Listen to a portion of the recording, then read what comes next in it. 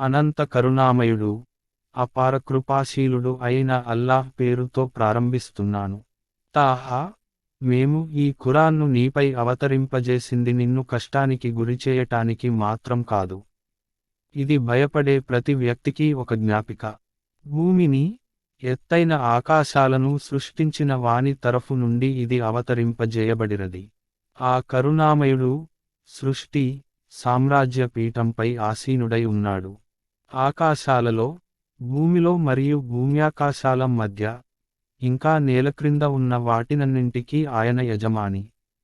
నీవు నీ మాటను బిగ్గరగా పలికినా పరవాలేదు. ఆయన మెల్లగా పలికిన మాటను మాత్రమే కాదు, దానికంటే అతి గోప్యమైన మాటను సైతము ఎరుగును. ఆయనే అల్లాహ్, ఆయన తప్ప మరొక దేవుడే లేడు. ఆయనకు ఉత్తమమైన పేర్లు ఉన్నాయి. మూసా వృత్తాంతం కూడా నీకేమైనా అందిందా? అప్పుడు అతను ఒక మంటను చూసి తన ఆలుబిడ్డలతో ఇలా అన్నాడు, కొంచెం ఆగండి, నేను ఒక మంటను చూశాను. బహుశా మీ కోసం కాస్త నిప్పును తీసుకురాగలనేమో, లేదా ఆ మంట వద్ద నాకేదైనా దారికి సంబంధించిన మార్గదర్శకత్వం లభిస్తుందేమో. అక్కడకు చేరగానే ఒక వాణి ఇలా పిలిచింది, మూసా, నేనే నీ ప్రభువును, చెప్పులు విడు. నీవు పవిత్రమైన తువా లోయలో ఉన్నావు. నేను నిన్ను ఎన్నుకున్నాను. వహీ ద్వారా చెప్పబడే దానిని విను. నేనే అల్లాహ్ను, నేను తప్ప మరొక దేవుడు లేడు. కనుక నీవు నాకు దాస్యం చేయి. నా జ్ఞాపకం కోసం నమాజును స్థాపించు. ప్రళయ ఘడియ తప్పని సరిగా వస్తుంది. నేను దాని సమయాన్ని గోప్యంగా ఉంచాలనుకున్నాను. ప్రతి వ్యక్తి తన కృషి ప్రకారం ప్రతిఫలం పొందగలగటానికి. కనుక దానిని విశ్వసించకుండా తన మనోవాంఛలకు దాసుడైపోయిన వ్యక్తి ఎవడైనా, నిన్ను ఆ ఘడియను గురించిన చింతన నుండి మరల్చకూడదు. మరల్చితే నీవు వినాశానికి గురి అవుతావు. మూసా, నీ చేతిలో ఉన్నది ఏమిటి? దానికి మూసా, ఇది నా చేతికర్ర, దాని ఆధారంగా నడుస్తాను. దానితో నా మేకల కోసం ఆకులు రాలుస్తాను. ఇంకా ఎన్నో పనులు దానితో నెరవేర్చుకుంటాను అని సమాధానం చెప్పాడు. మూసా, దానిని విసరివేయి అని దేవుడు సెలవిచ్చాడు. అతను విసరివేశాడు. అకస్మాత్తుగా అది పరుగెత్తుతున్న ఒక పాముగా మారిపోయింది. దేవుడు ఇంకా ఇలా అన్నాడు, దాన్ని పట్టుకో, భయపడకు. మేము దానిని మళ్ళీ అది పూర్వం ఉన్న మాదిరిగానే చేసివేస్తాము. నీ చేతిని కొంచెం నీ చంకలోకి నొక్కు, అది మెరుస్తూ బయటకు వస్తుంది, ఎలాంటి బాధలేకుండానే. ఇది రెండో సూచన. ఎందుకంటే, మేము నీకు మా పెద్ద సూచనలను చూపబోతున్నాము. ఇక నీవు ఫిరౌను వద్దకు వెళ్ళు, అతడు ధిక్కారి అయిపోయాడు. మూసా ఇలా మనవి చేసుకున్నాడు, ప్రభూ, నా హృదయాన్ని తెరువు, నా కార్యాన్ని నా కొరకు సులభతరం చేయి. ప్రజలు నా మాటలు అర్థం చేసుకోగలగటానికి నా నాలుక ముడిని విప్పు. ఇంకా నా కొరకు నా కుటుంబం నుండే ఒక సహాయకుణ్ణి నియమించు. నా సోదరుడు హారూన్ని అతని ద్వారా నా చేతులను పటిష్టం చేయి. అతనిని నా కార్యంలో నాకు సహాయపడేలా చేయి. మేము నీ పరిశుద్ధతను అత్యధికంగా ప్రకటించేటందుకు, నిన్ను అమితంగా స్మరించేటందుకు నీవు నిత్యము మా స్థితిని కనిపెట్టే ఉన్నావు. ఇలా సెలవిచ్చాడు, మూసా, నీవు కోరినది ఇవ్వబడినది. మేము మరొకసారి నీకు ఉపకారం చేశాము. మేము నీ తల్లికి సూచన ఇచ్చిన సందర్భాన్ని జ్ఞాపకం తెచ్చుకో. అది వహీ ద్వారా మాత్రమే ఇవ్వబడే సూచన. అది ఏమిటంటే, ఈ బాలుణ్ణి పెట్టెలో పెట్టి, ఆ పెట్టెను నదిలోకి వదిలివేయి. నది దానిని ఒడ్డున పడవేస్తుంది. నాకు, ఈ బాలుడికి శత్రువు అయిన వాడు దానిని పట్టుకువెళతాడు. నేను నా తరఫు నుండి నీపై ప్రేమను ఆవరింపజేశాను. నీవు నా పర్యవేక్షణలో పెంచబడే ఏర్పాటు చేశాను. జ్ఞాపకం తెచ్చుకో. అప్పుడు నీ సోదరి అనుసరిస్తూ అక్కడకు వెళ్ళి, ఈ బాలుణ్ణి చక్కగా పెంచి పోషించే ఆమెను గురించి మీకు తెలుపనా అని అంటుంది. ఇలా మేము నిన్ను మళ్ళీ నీ తల్లి వద్దకే చేర్చాము, ఆమె కళ్ళు చల్లబడేందుకు, ఆమె దుఃఖించకుండా ఉండేందుకు. ఇంకా, ఈ విషయానికి కూడా జ్ఞాపకం తెచ్చుకో, నీవు ఒక వ్యక్తిని హత్య చేశావు. మేము ఆ ఉచ్చు నుండి నీకు విముక్తి కలిగించాము, తరువాత నిన్ను విభిన్న పరీక్షలకు గురిచేశాము. నీవు మద్యన్ ప్రజల మధ్య ఎన్నో సంవత్సరాలు గడిపావు. మూసా, ఇప్పుడు నీవు సరిగ్గా సమయానికి వచ్చేశావు. నేను నిన్ను నా కొరకు తీర్చిదిద్దుకున్నాను. వెళ్ళండి, నీవు, నీ సోదరుడు, నా సూచనలతో. చూడండి, మీరు నన్ను స్మరించే విషయంలో అశ్రద్ధ చేయకండి. మీరు ఇద్దరూ కలిసి ఫిరౌన్ వద్దకు వెళ్ళండి, అతడు ధిక్కారి అయిపోయాడు. అతనితో మృదువుగా మాట్లాడండి. బహుశా అతడు హితబోధను స్వీకరిస్తాడేమో లేదా దేవునికి భయపడతాడేమో. ఉభయులు ఇలా మనవి చేసుకున్నారు. ప్రభూ, అతడు మాపై దౌర్జన్యం చేస్తాడేమో అని లేక మాపై విరుచుకుపడతాడేమో అని మేము భయపడుతున్నాము. ఇలా సెలవిచ్చాడు, భయపడకండి, మీతో పాటు నేను ఉన్నాను, అంతా వింటూ ఉన్నాను, చూస్తూ ఉన్నాను. అతని వద్దకు వెళ్ళి ఇలా అనండి, మేము నీ ప్రభువు సందేశహరులము. ఇశ్రాయిల్ సంతతివారు మాతో రావటానికి అనుమతించు. వారిని బాధపెట్టకు. మేము నీ వద్దకు నీ ప్రభువు సూచనలు తీసుకుని వచ్చాము. రుజుమార్గం అనుసరించే వానికి శాంతి ఉంది, తిరస్కరించి విముఖుడయ్యే వానికి శిక్ష ఉంది అని మాకు వహీ ద్వారా తెలుపబడిరది. ఫిరౌను, సరే, అయితే మూసా, మీ ఇద్దరి ప్రభువు ఎవడు అని అడిగాడు. దానికి మూసా, ప్రతి వస్తువుకు దాని స్వరూపాన్ని ప్రసాదించి తరువాత దానికి మార్గం చూపినవాడే మా ప్రభువు అని జవాబు చెప్పాడు. అప్పుడు ఫిరౌను, అయితే పూర్వం గతించిన తరాల వారి స్థితి ఏమిటి అని అన్నాడు. మూసా, దానికి సంబంధించిన జ్ఞానం నా ప్రభువు వద్ద ఒక గ్రంథంలో సురక్షితంగా ఉంది. నా ప్రభువు పొరపాటు చేయడు, మరవడు కూడాను అని సమాధానం పలికాడు. ఆయనే మీ కొరకు భూమిని పాన్పుగా పరిచాడు, దానిపై మీరు నడిచేందుకు మార్గాలను నిర్మించాడు, పైనుండి నీటిని కురిపించాడు. తరువాత దాని ద్వారా రకరకాల పంటలను పండిరచాడు. వాటిని తినండి, మీ పశువులను కూడా మేపండి. నిశ్చయంగా అర్థం చేసుకోగల వారికి ఇందులో ఎన్నో సూచనలు ఉన్నాయి. ఈ నేల నుండే మేము మిమ్మల్ని సృష్టించాము, దానిలోనికే మేము మిమ్మల్ని తిరిగి తీసుకుపోతాము, దాని నుండే మిమ్మల్ని మళ్ళీ వెలికి తీస్తాము. మేము ఫిరౌనుకు మా సమస్త సూచనలను చూపాము, కాని అతడు నిరాకరించాడు, విశ్వసించలేదు. ఇలా అన్నాడు, మూసా, నీవు నీ మంత్రజాల శక్తితో మమ్మల్ని మా దేశం నుండి వెళ్ళగొట్టటానికి మా వద్దకు వచ్చావా? సరే, మేము కూడా నీకు పోటీగా అటువంటి మంత్రజాలాన్నే తీసుకువస్తాము. ఎప్పుడు, ఎక్కడ ఎదుర్కోవాలో నిర్ణయించుకో.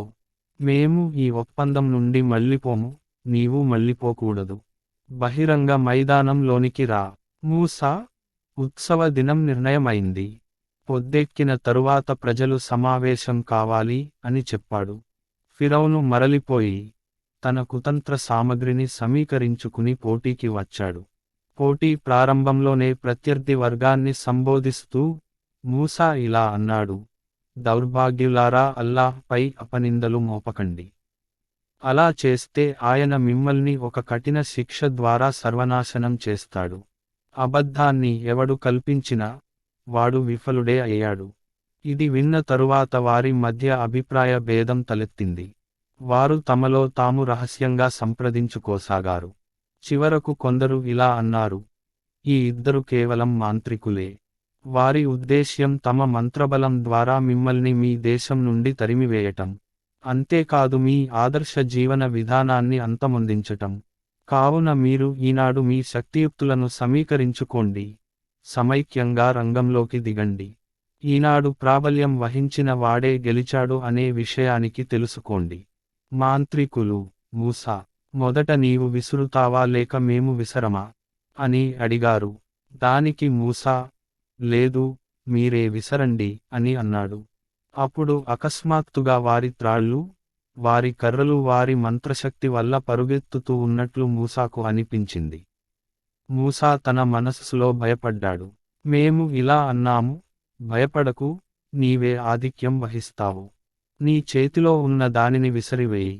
ఇప్పుడే అది వారు కల్పించిన వాటినన్నింటినీ మింగివేస్తుంది.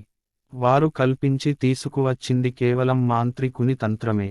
మాంత్రికుడు ఎన్నడూ సఫలుడు కాలేడు, వాడు ఎంత నేర్పరి అయినా సరే. చివరకు జరిగిందేమిటంటే, మాంత్రికులందరూ సజ్దా, సాష్టాంగపడటం లో పడవేయబడ్డారు.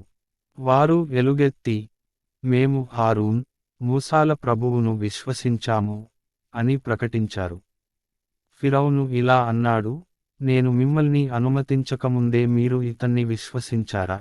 ఇతడు మీకు మంత్ర విద్య నేర్పిన గురువని తెలిసిపోయింది. సరే, ఇప్పుడు నేను మీ చేతులను, మీ కాళ్లను వ్యతిరేక పార్శ్వాల నుండి, కుడి చెయ్యి, ఎడమ కాలు, ఎడమ చెయ్యి కుడి కాలు నరికిస్తాను. ఖర్జూరపు దూలాలపై సిలువ వేయిస్తాను. అప్పుడు మా ఇద్దరి శిక్షలలో ఏది ఎక్కువ కఠినమైనదో, ఏది దీర్ఘకాలికమైనదో మీకు తెలుస్తుంది. అంటే మీకు నేను ఎక్కువ కఠినమైన శిక్ష విధించగలనా లేక మూసా విధించగలడా అని. మాంత్రికులు ఇలా జవాబు పలికారు, మమ్మల్ని సృష్టించిన శక్తి సాక్షిగా. స్పష్టమైన సూచనలు ముందుకు వచ్చిన తరువాత కూడా, సత్యంపై నీకు ప్రాధాన్యం ఇవ్వటం అనేది జరగని పని. నీవు చేయదలచుకున్నది చేసుకో, మహా అయితే నీవు ఈ ప్రపంచ జీవితం గురించి మాత్రమే నిర్ణయం చేయగలవు. మేము మా ప్రభువును విశ్వసించాము. మా తప్పులను ఆయన క్షమించాలని, నీవు బలవంతంగా మా చేత చేయించిన మంత్రతంత్రాలకు మమ్మల్ని మన్నించాలని. అల్లాహే మంచివాడు, కలకాలం ఉండేవాడు. యథార్థం ఏమిటంటే, దోషిగా తన ప్రభువు ముందు హాజరయ్యే వాడికి నరకం తప్పదు. అందులో వాడు చావనూ లేడు, బ్రతకనూ లేడు. ఆయన సాన్నిధ్యంలో విశ్వాసిగా హాజరు అయి, సత్కార్యాలు చేసి ఉన్నవాడు, అలాంటి వారందరికీ ఉన్నత స్థానాలు ఉన్నాయి. నిత్యం పచ్చగా ఉండే ఉద్యానవనాలు ఉన్నాయి. వాటి క్రింద కాలువలు ప్రవహిస్తూ ఉంటాయి. వాటిలో వారు శాశ్వతంగా ఉంటారు.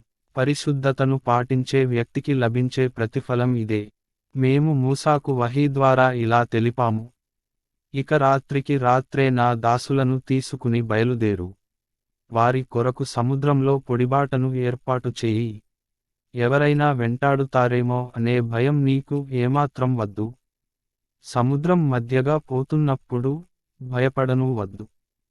వెనుక నుండి ఫిరౌను తన సేనలతో అక్కడకు చేరాడు. తరువాత సముద్రం వారిని క్రమ్ముకుంది. క్రమ్ముకోవలసిన విధంగా ఫిరౌను తన జాతి ప్రజలను మార్గభ్రష్టులుగానే చేశాడు. వారికి సరియైన మార్గదర్శకత్వాన్ని ఇవ్వలేదు. ఇశ్రాయేల్ సంతానమా, మేము మీకు మీ శత్రువు నుండి విముక్తి కలిగించాము. తూర్ పర్వతం కుడి ప్రక్కన మీరు హాజరయ్యేందుకు గడువు నిర్ణయించాము. ఇంకా మీపై మన్ను, సల్వాను అవతరింపజేశాము. మేము ఇచ్చిన పరిశుద్ధమైన ఆహారాన్ని తినండి. దానిని తిని తిరుగుబాటు చేయకండి. చేస్తే నా ఆగ్రహం మీపై విరుచుకుపడుతుంది. ఎవడి మీద నా ఆగ్రహం విరుచుకుపడుతుందో అతడు పతనం కావటం తథ్యం. అయితే ఎవడు పశ్చాత్తాపపడతాడో మరియు విశ్వసించి మంచి పనులు చేస్తాడో, ఆ తరువాత సక్రమంగా నడుచుకుంటాడో, అతనిని నేను అమితంగా మన్నిస్తాను. మూసా, ఏ విషయానికి నిన్ను నీ జాతి ప్రజలకంటే ముందుగానే ఇక్కడకు తీసుకువచ్చింది? అతను ఇలా మనవి చేసుకున్నాడు, ఇదిగో వారు నా వెనుక వస్తూనే ఉన్నారు. నేనే త్వరత్వరగా నీ సాన్నిధ్యానికి వచ్చాను.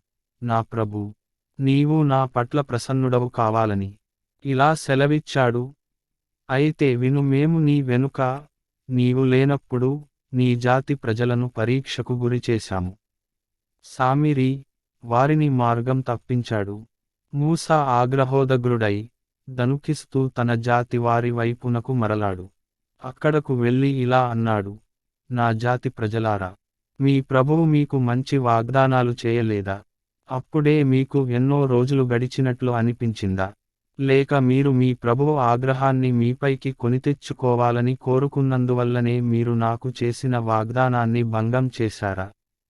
దానికి సమాధానంగా వారు ఇలా అన్నారు, మేము నీకు చేసిన వాగ్దానాన్ని మాకు మేమై భంగపరచలేదు. జరిగిందేమిటంటే, ప్రజల ఆభరణాల బరువు మాపై పడగా మేము వాటిని క్రింద పడవేశాము. అంతే తరువాత ఇలానే సామిరి కూడా ఏదో కొంత వేశాడు. వారికై ఒక ఆవుదూడ విగ్రహాన్ని చేసి వెలికి తీశాడు. దానిలో నుండి ఎద్దు అరుపు వంటి శబ్దం వచ్చేది. ప్రజలు అరుస్తూ, ఇదే మీ దైవము, మూసా దైవము కూడా. మూసా దీనిని మరచిపోయాడు అని అన్నారు. అది వారు అడిగిన దానికి సమాధానం చెప్పజాలదనే విషయాన్ని వారి లాభనష్టాలపై దానికి ఏ అధికారమూ లేదు అనే విషయాన్ని వారు గమనించటం లేదా? హారూన్ మూసా రాకకు ముందే వారితో ఇలా అన్నాడు, ప్రజలారా, దీనివలన మీరు పెద్ద విపత్తులోనే పడిపోయారు. రహ్మానే, కరుణామయుడు మీ ప్రభువు. కనుక మీరు నన్ను అనుసరించండి, నా మాట వినండి. కాని వారు అతనితో ఇలా అననే అన్నారు, మా వద్దకు మూసా తిరిగి వచ్చేవరకు మేము దీనినే పూజిస్తూ ఉంటాము. మూసా తన జాతివారిని మందలించిన తరువాత హారూన్ వైపునకు తిరిగి ఇలా అన్నాడు, హారూన్, వారు మార్గం తప్పుతున్నారనే విషయాన్ని నీవు గమనించినప్పుడు నా మార్గాన్ని అనుసరించకుండా నిన్ను వారించిన విషయానికి ఏమిటి? నీవు నా ఆజ్ఞను ఉల్లంఘించావా? హారూన్ ఇలా జవాబు చెప్పాడు, నా తల్లి కుమారుడా, నా గడ్డాన్ని పట్టుకోకు, నా తల వెంట్రుకలను పట్టిలాగకు. ఇశ్రాయేలు సంతతిలో నీవు చీలికలు తీసుకువచ్చావు. నా మాటను లక్ష్యపెట్టలేదు అని నీవు అంటావని నేను భయపడ్డాను. అప్పుడు మూసా, అయితే సామిరీ, నీ సంగతేమిటో చెప్పు అని అడిగాడు. అతడు ఇలా అన్నాడు, నేను వారికి కనిపించని దాన్ని ఒక దానిని చూశాను. అప్పుడు నేను సందేశహరుని అడుగుజాడలలో నుండి ఒక పిడికెడు మట్టిని తీసుకున్నాను. దానిని ఆవు దూడపై పోశాను. నా ఆత్మ నాకు అలానే సూచించింది.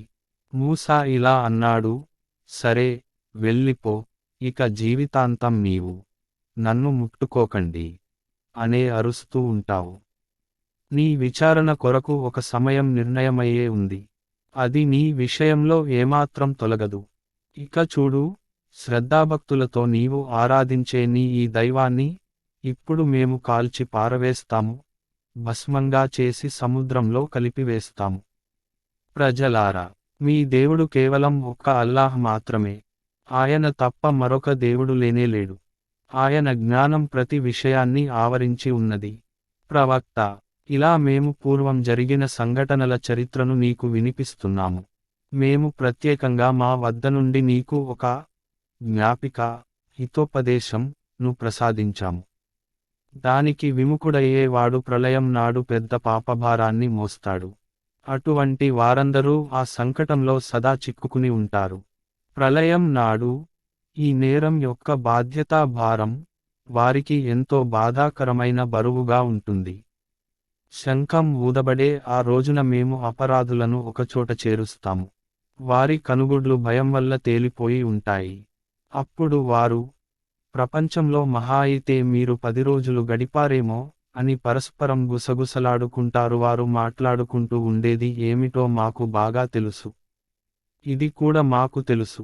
అప్పుడు వారిలో అతి జాగ్రత్తగా అంచనా వేసేవాడు సైతం, కాదు, ప్రపంచంలో మీ జీవితం కేవలం ఒక రోజు జీవితం మాత్రమే అనే అంటాడు. వారు నిన్ను, ఇంతకు ఆ రోజున ఈ పర్వతాలు ఏమవుతాయి అని అడుగుతారు. ఇలా చెప్పు, నా ప్రభువు వాటిని ధూళిగా చేసి ఎగురవేస్తాడు, భూమిని చదునైన ప్రదేశంగా చేస్తాడు. అందులో మీరు వంకరలు గాని మిట్టపల్లాలు గాని చూడరు. ఆ రోజున ప్రజలందరూ పిలిచేవాని పిలుపు వినగానే నేరుగా వచ్చేస్తారు. ఎవడూ తలబిరుసుగా ప్రవర్తించలేడు. కంఠ స్వరాలన్నీ కరుణామయుని ముందు అణగిపోతాయి. ఒక్క చిరుసవ్వడి తప్ప మీరు ఏమీ వినలేరు. ఆ రోజున సిఫారసు ఏమాత్రము పనిచేయదు. కరుణామయుడు ఎవరికైనా దానికి అనుమతిని ఇచ్చి అతని మాటను ఆలకించటానికి ఇష్టపడితే తప్పాయన ప్రజల పూర్వోత్తరాలను అన్నింటినీ ఎరుగును. ఇతరులకు వాటిని గురించి పూర్తిగా తెలియదు. సజీవుడు, నిత్యుడు అయిన ఆయన ముందు ప్రజల శిరస్సులు వంగిపోతాయి. ఏదైనా అన్యాయం చేసి దాని పాప భారాన్ని తన నెత్తిపై మోసేవాడు అప్పుడు నష్టపోతాడు. సత్కార్యాలు చేసినవానికి అతడు విశ్వాసి కూడా అయితే ఏ అన్యాయమూ జరగదు. అతని హక్కులు కాజేయబడే ప్రమాదము ఉండదు. ఓ ప్రవక్త, ఈ విధంగా మేము దీనిని అరబ్బీ ఖురాన్గా అవతరింపజేశాము. అందులో పలురకాలుగా హెచ్చరికలు చేశాము. బహుశా వారు వక్ర వైఖరిని విడనాడుతారేమో అని, లేక దీని కారణంగా వారిలో చేతన కలిగే సూచనలు జనిస్తాయేమో అని. కనుక అందరికంటే ఉన్నతుడు, గొప్పవాడు అల్లాహే, ఆయనే నిజమైన చక్రవర్తి.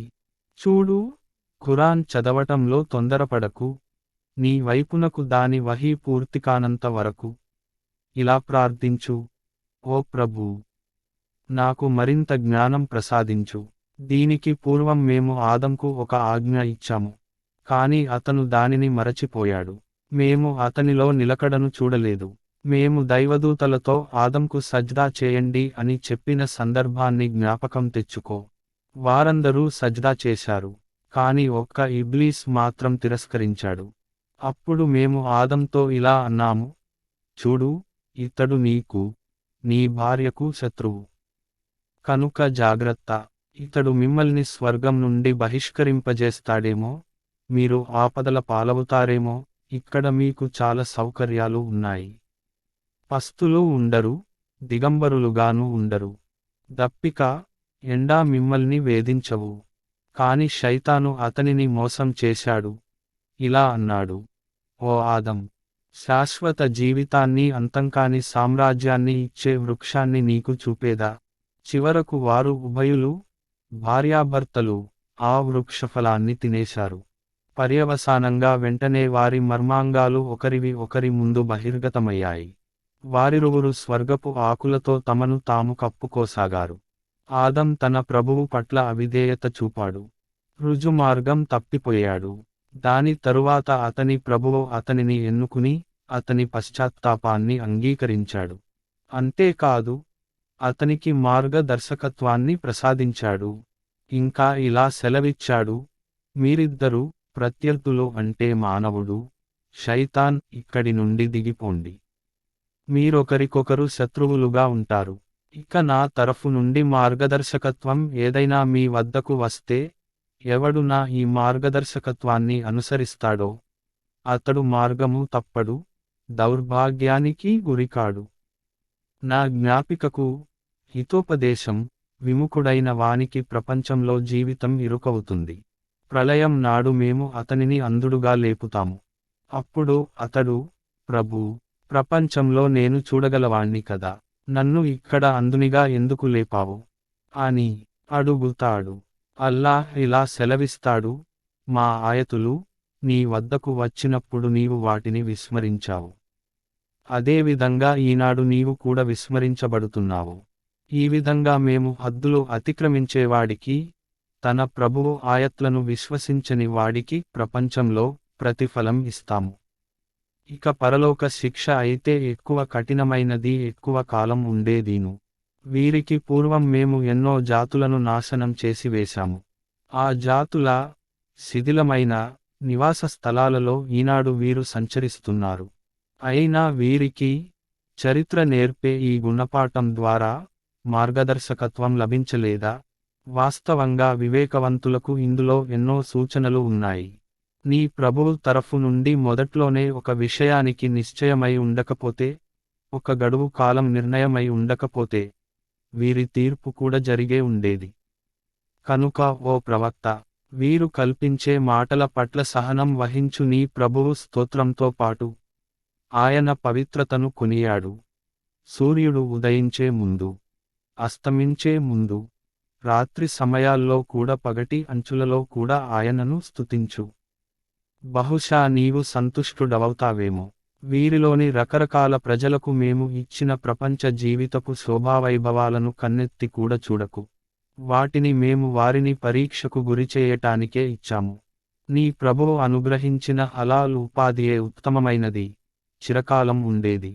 నీ కుటుంబ సభ్యులను నమాజు చేయండి అని ఆజ్ఞాపించు. స్వయంగా నీవు కూడా దానిని పాటించు. మేము నీ నుండి ఉపాధినేమీ కోరడం లేదు, ఉపాధిని మేమే నీకు ఇస్తూ ఉన్నాము. చివరకు మేలు జరిగేది భయభక్తులకే.